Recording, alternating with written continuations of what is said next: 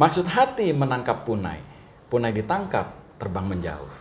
Maksud hati berharap tunai, salam dijawab begitu riuh. Assalamualaikum warahmatullahi wabarakatuh. Waalaikumsalam warahmatullahi wabarakatuh. Salam ASN berakhlak untuk Indonesia tangguh. Bapak Ibu sekalian, bertemu lagi bersama kami di podcast Badan Pengembangan Sumber Daya Manusia Daerah Provinsi Lampung, BPSDMD Provinsi Lampung, dalam acara Ngopi WI, Ngobrol Pintar ala Widya Iswara. Nah, tema yang akan kita bicarakan pada pagi hari ini terkait dengan Hari Peduli Sampah Nasional yang diperingati setiap tahun pada tanggal 21 Februari dan sudah dimulai sejak tahun 2005 dan setiap tahun diperingati. Hari Peduli Sampah Nasional ini mengingatkan kepada manusia Indonesia untuk hidup lebih sehat, lebih bersih, untuk kelestarian lingkungan. Nah, hadir pada kesempatan kali ini narasumber kita yang sangat berkompeten, yaitu Bapak Insinyur MD Wicaksono, MAGR. Kita sapa dulu beliau. Assalamualaikum, Mas Waalaikumsalam Wicaksono. warahmatullahi wabarakatuh. Disapa dulu pemirsa kita. Selamat pagi pemirsa. Assalamualaikum warahmatullahi wabarakatuh. Tapi pun. Ya pun. Nah, kita langsung pada topik nih. Saya manggilnya Mas Soni atau Mas Wicaksono ya? Boleh. Boleh Sony. ya? Mas Soni ya. Mas Soni. Siap. Tanggal 21 Februari selalu diperingati sebagai Hari Peduli Sampah Nasional. Nah, itu sejak dimulai tahun 2005 kan. Nah, itu bagaimana awal mulanya peringatan Hari Peduli Sampah Nasional ini, Mas? Terima kasih Pak Dr. Agus. Hari Peduli Sampah Nasional merupakan sebuah peringatan yang dimulai di tanggal 21 Februari 2005, di mana saat itu terjadi musibah, tepatnya di tempat pembuangan akhir sampah di Lui Gajah, Cimahi, Jawa Barat. Saat itu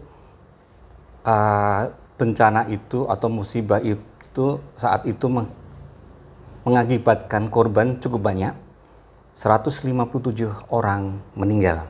157 ya. Meninggal. Ya, jadi sampah yang demikian tinggi dan banyak, dapat dikatakan kayak gunungan sampah dengan curah hujan yang tinggi saat itu memberikan dampak pada masyarakat sekitar dengan banjir yang akhirnya berdampak pada masyarakat. Selain curah hujan yang tinggi, dampak dari emisi dari gas metan memberikan dampak pada yang akhirnya berdampak pada 157 orang meninggal.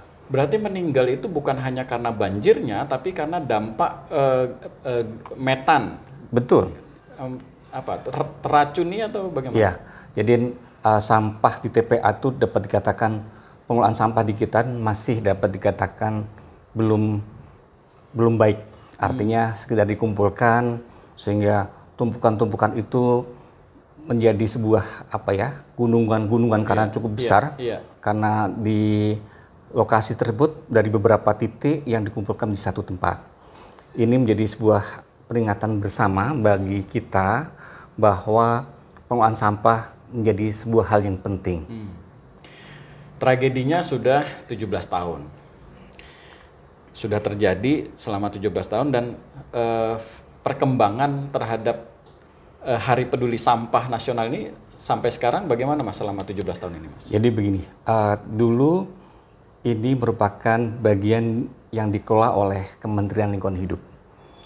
Sejak 2014 ini karena ada Kementerian Kehutanan dan Lingkungan Hidup bergabung, maka ini menjadi tugas dan fungsi dari KLHK, Kementerian Lingkungan Hidup dan Kehutanan. Ada Direktur Jenderal yang khusus menangani tentang sampah. Terkait dengan itu, programnya upaya untuk menanggulangi sampah, pengelolaan sampah dengan baik, itu selalu diarahkan seperti itu. Upaya-upaya perbaikan lingkungan juga dilakukan. Di mana selain sampah, lingkungan bersih itu ada beberapa penilaian. Ada Kalpataru, ada Adipura dan sebagainya, itu untuk mendorong, mengapresiasi daerah dalam mengelola lingkungan hidup dengan lebih baik. terkait dengan sampah, khusus sampah, kita juga secara bertahap arahnya juga sudah semakin baik. Pengolahan sampah tidak dalam satu wilayah tertentu, tapi coba digabungkan, diintegrasikan. Harapannya pengolahan sampah bisa memberikan tidak sekedar kolektif wise, tetapi juga bisa dalam menghasilkan produk-produk yang bisa tidak memberikan dampak pada lingkungan. Berarti cara mengatasi permasalahan sampah ini salah satunya adalah melakukan alih beban gitu ya, mulai dari sampah yang menjadi sampah kemudian jadi hal yang produktif begitu ya. Betul, ya berarti seperti itu. Jadi tapi sampah itu dapat dikatakan salah satu awal itu ada rumah tangga. Sampah rumah tangga. Dari rumah tangga. Selain sampah-sampah di tempat-tempat yang lain, tempat kerja, sekolah, perkantoran, industri, dan sebagainya. Ya, termasuk tempat-tempat wisata. Jadi mungkin yang perlu diedukasi di masyarakat adalah sampah-sampah dari rumah tangga.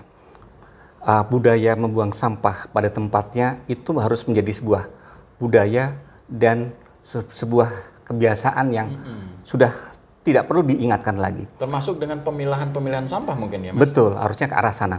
Namun demikian, yang terpenting di awal adalah menempatkan sampah pada tempatnya. Itu yang pertama. Iya.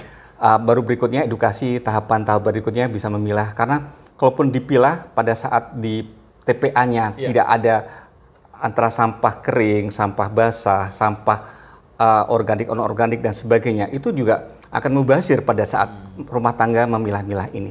Ini menjadi sebuah hal yang mungkin edukasi masyarakat itu. Kita lihat misalnya di berbagai tempat lah di rumah tangga. Yeah. Anak kecil mungkin di sekolah sudah diajarkan buang sampah pada tempatnya.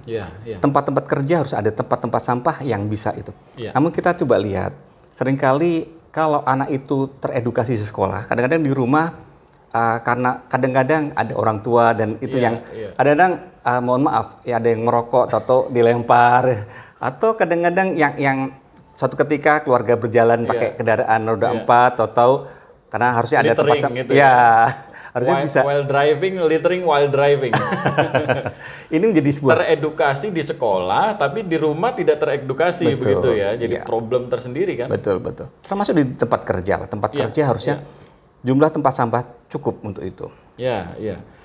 Nah, itu isu nasional, Mas. Betul. Kalau kita kerucutkan pada isu lokal nih, Lampung misalnya. Bagaimana Mas Sony melihat permasalahan sampah di Provinsi Lampung? Terima kasih. Kalau di Lampung, kita pernah mendengar beberapa waktu lalu sampah di perairan Teluk Lampung besar. Bahkan Pak Gubernur, Ibu Wakil Gubernur, bahkan ada alat sampah bantuan dari Pelindo untuk memungut sampah itu.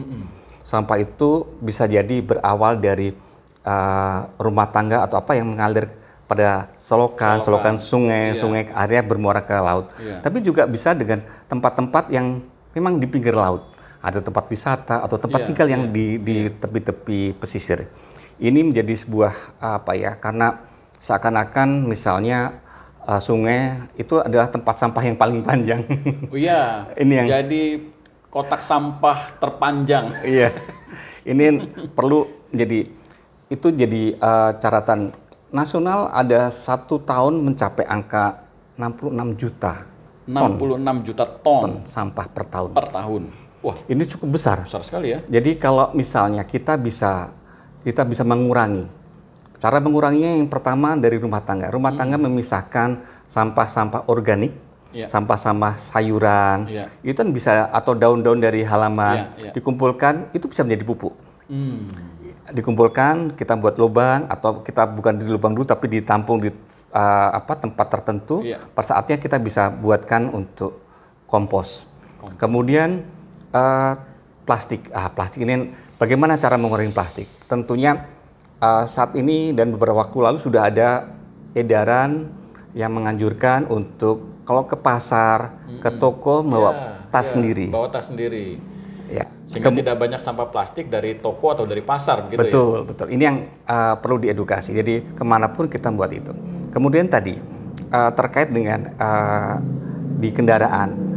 prepare dari rumah itu juga siapkan, dicek apakah kendaraan kita sampahnya di mobil udah penuh atau belum. Kalau penuh berarti kita harus bersihkan dulu, baru berarti sebelum keluar kondisinya. Jangan dibuang di jalan ya Mas ya. Betul, itu juga. Itu menjadi sebuah awal yang itu. Karena kalau tidak itu. Kemudian termasuk kalau arahnya adalah edukasinya 3R. 3R. 3R. Nah, benar nih, pengendalian dampak sampah itu melalui 3R. Betul. Itu apa itu, Mas? 3R itu istilah yang sering digunakan. Yang pertama adalah reduce, mengurangi pemanfaatan yang kalau kita bisa misalnya minum 1 liter atau kita menggunakan air satu ember, mengapa harus menggunakan 2-3 ember gitu airnya? Sehingga atau misalnya kalau itu dikaitkan dengan yang lain, sabun mandi misalnya. Kalau cukup dengan untuk satu ukuran badan kita dengan sekian mililiter, ya cukup segitu.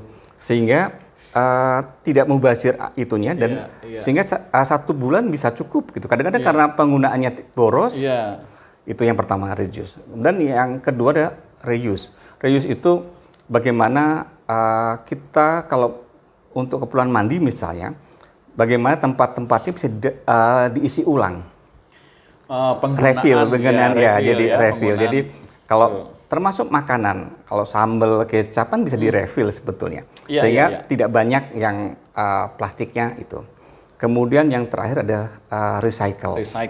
Recycle itu menggunakan bisa jadi sampah kertas itu bisa didaur ulang menjadi lembaran kertas baru atau yang lainnya. Jadi 3R ini saya pikir kalau kita menjadi sebuah budaya baru, sebuah kebiasaan baru pasti akan menjadi sebuah pengurangan sampah yang signifikan. Mungkin ada R yang satu lagi Mas, refinancer gitu.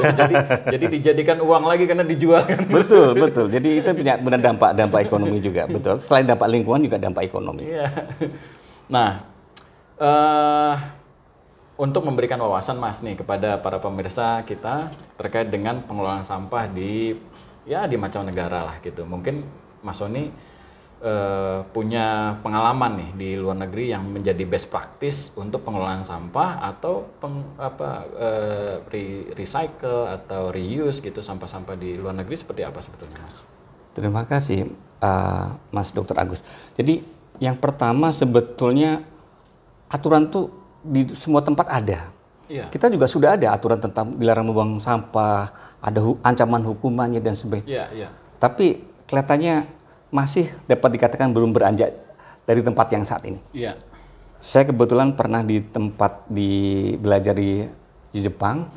Kehidupan di sana sangat, mungkin kalau saya mengatakan mengapa mereka taat, karena punishment-nya juga jalan. Mengapa punishment jalan? Itu karena sudah terjadi sebuah budaya. Culture-nya sudah memang seperti itu ya. Jadi mereka menyimpan sampah karena di sebuah kota tertentu pengambilan sampah itu tiap hari tidak sama.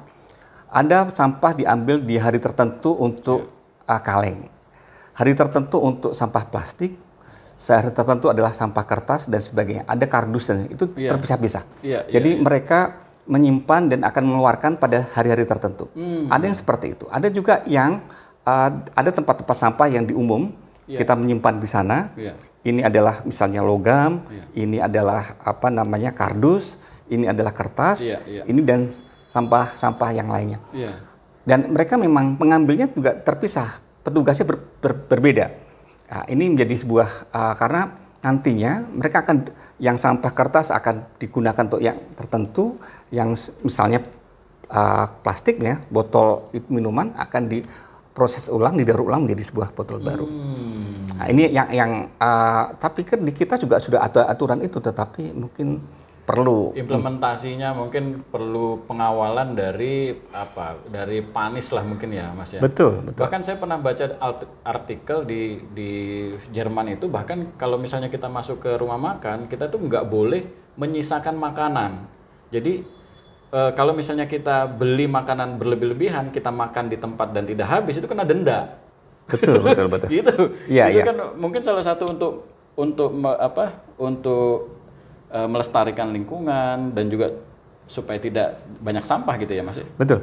Kita di best practice saya pikir tiap tahun ada dilombakan Sehingga masyarakat, pemerintah daerah berlomba untuk membuat sebuah apa ya, inovasi bagaimana pengelolaan sampah. Inovasi. Tapi satu hal lagi yang saya boleh ceritakan, di beberapa taman nasional di kehutanan itu, mereka sebelum masuk tempat wisatanya mereka periksa kita bawa apa saja, dicatat, dan pada saat mereka pulang harus ada barang itu. Jadi kalau botolnya berangkat ada 4, harus ada 4 juga. Kalau enggak berarti dibuang di jalan gitu loh. Itu yang baik.